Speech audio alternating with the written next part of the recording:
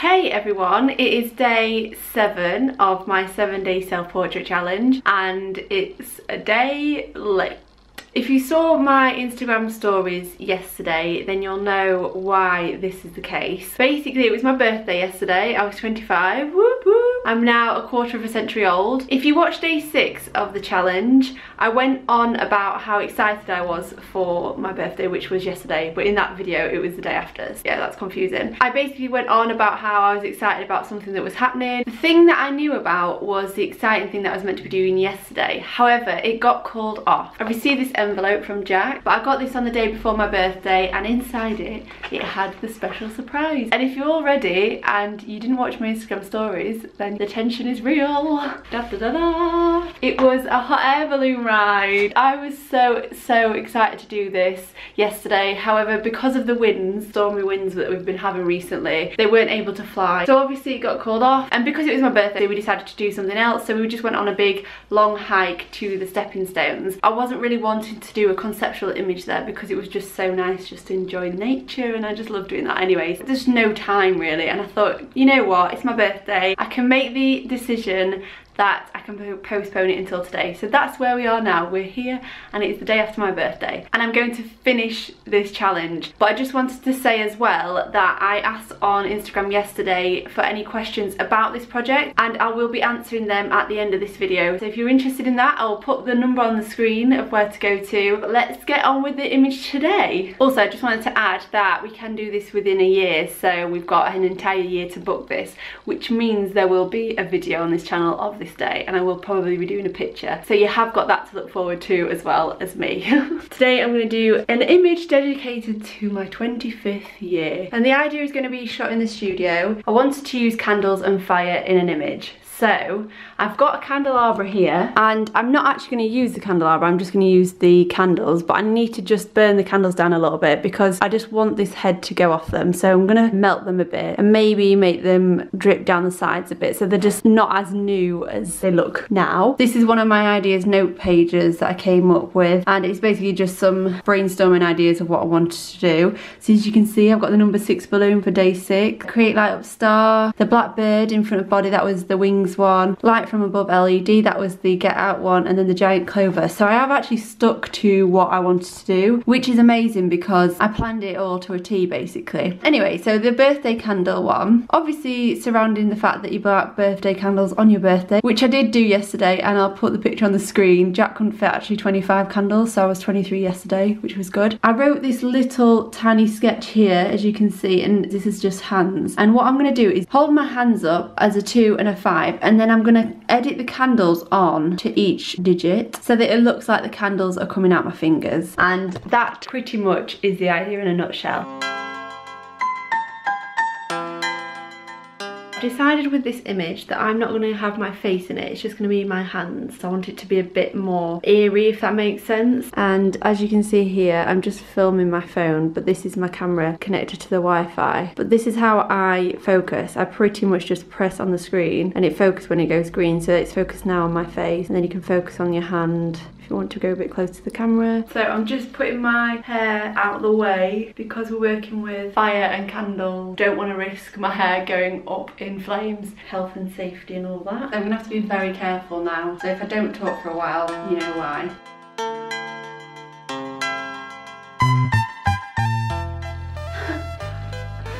So I've just realised that I dropped wax on my phone. How satisfying is that though? It's fun to pick off.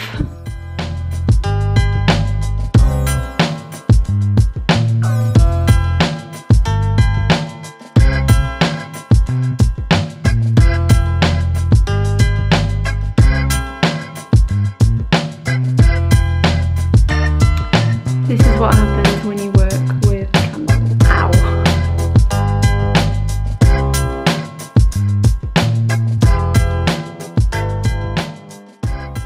Edited the final image and it's a little bit eerier for me.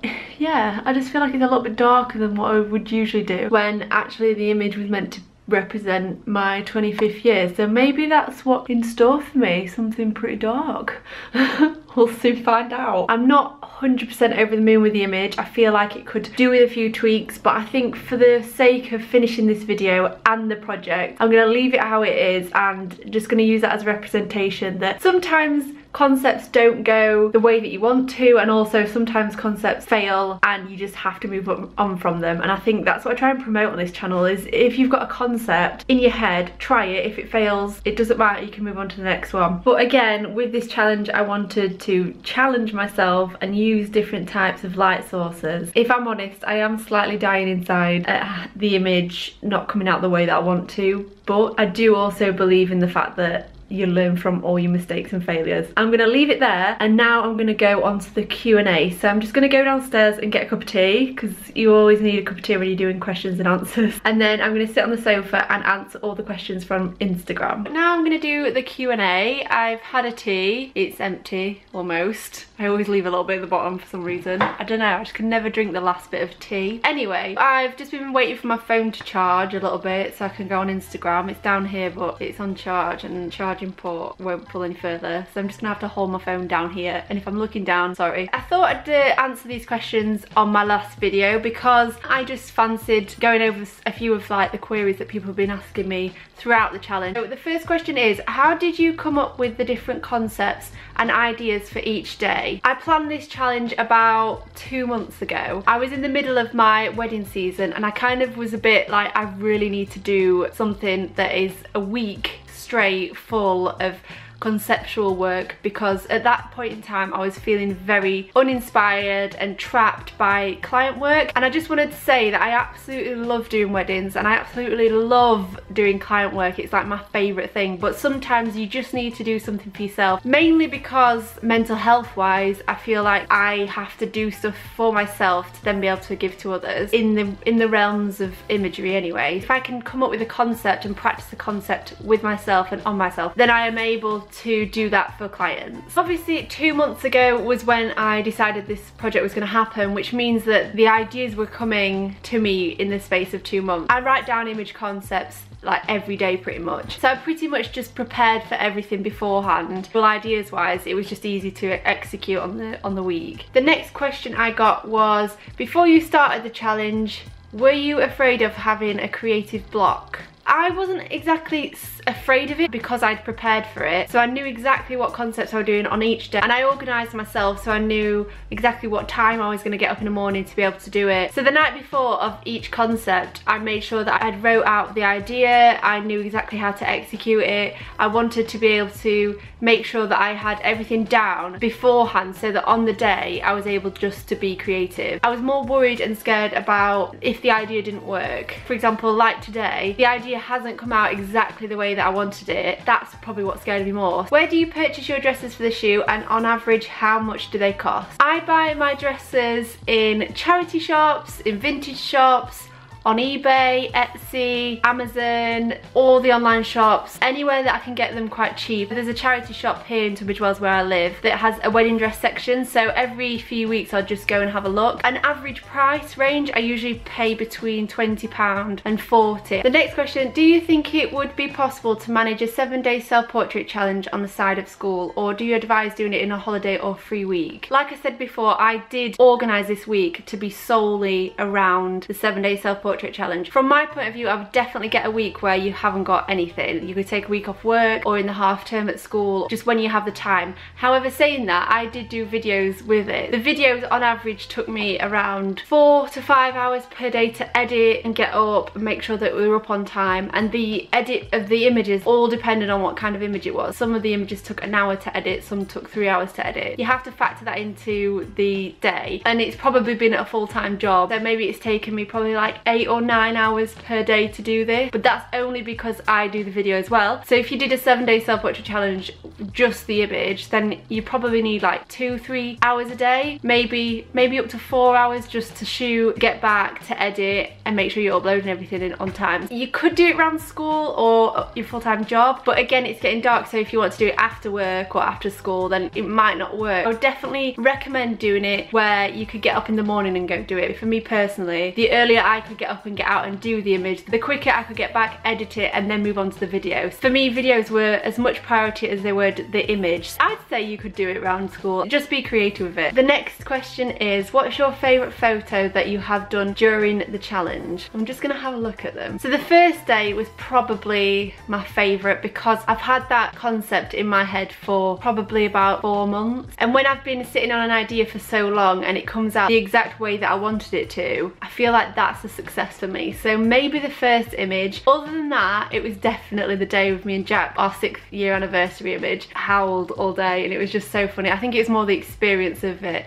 The image came out as exactly how I wanted it as well. That was just such a funny shoot. Editing it, we were in stitches. Feel like that probably is my second favourite, or on par with my favourite. So yeah, day 1 and day 6 were probably my favourite images. So let's go on to the next question. How did you come up with so many ideas? I think I've already covered this. I wrote them all down in a book and I basically assigned each day to a concept. So I knew that I had other concepts that I could fall back on if I needed to, probably like 10 concepts beforehand, and knowing that I had 7 days to do it, so I could just fall back onto the other concepts if I needed to. Okay, the next question is, what camera settings do you typically shoot with? What were your camera settings throughout the 7 days? What I'll do for this question is I'll pop the picture on the screen with the camera settings as I'm talking. I'll move over here so you'll be able to see what camera settings I use for each image. Typically I go to a very low aperture, between 1.4 and 2. That's only because I like depth in an image, so I always like to have like a foreground and a background, and the background be blurry or foreground be blurry depending on what kind of image it is. ISO obviously depends on light, so for the images in a dark room I definitely bump the ISO up to as high as it needed to go. And again, shutter speed is all dependent on what kind of day it is, what the lighting's like. The next question, what would you say was the hardest thing about the challenge and how did you overcome it?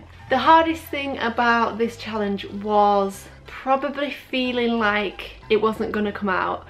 I think I've already mentioned this kind of thing. The most difficult part of it was when I was shooting it and I was slightly getting frustrated, thinking it might not come out, and I was putting myself under pressure. So at that point I'd make sure I was reminding myself that I was doing it for a learning process, and if it fails, it's fine. Other than that, I found it so fun. It's been one of the best experiences that I've done as an artist. I've got a lot out of it. I feel like I've pushed myself and challenged myself to do a lot of different things that I might not have done. I was worried that I might divert and do something that I wasn't happy with, but on each day I've definitely done something that I'm super happy with, maybe apart from today, but we'll just leave that one. Next question, where do you inspiration / ideas for your self-portrait? I'm assuming they mean where do I get inspiration for them? I get a lot of questions like this, like where do you come up with concepts, how do you come up with concepts? Honestly, they just come from my mind. It's really silly to say that. I've got a lot of inspiration from a lot of other artists, so looking at other people's work, but honestly I try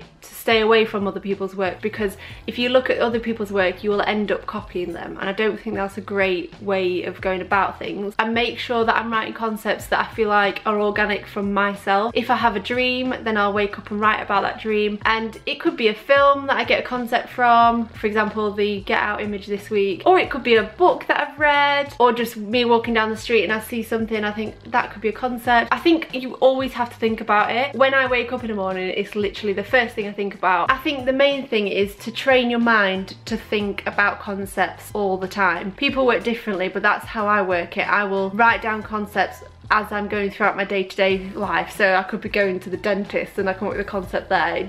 It just happens when it happens. How did you come up with the 7-day photography challenge, and which one was your favourite? I've already answered which one my favourite one was. I came up with the challenge whilst in a rut about 2 months ago. I was sitting there thinking I could do with just doing 7 days straight of conceptual art, because at the minute I feel like I've not done any art or not expressed myself the way that I want to. So I said to myself, I need to do something for like a few days straight just to make sure that I'm getting my head back in the game. So I might as well just do 7 days full of conceptual art, and that's how I came up with it. I was just like, I need a week worth of creating. This one's a good question. Will you ever do a self-portrait challenge using just your phone camera and apps as gear? Yes, I have got this planned. So I'm going to be challenging myself to shooting with my phone and then edit it on the Photoshop app. I think there's 3 different Photoshop apps that you can get, and I'm dying to see if I could edit it all on my phone, so that will be coming in the future. What's your favourite thing about a self-portrait series? Have you learned anything new by doing it? Yes,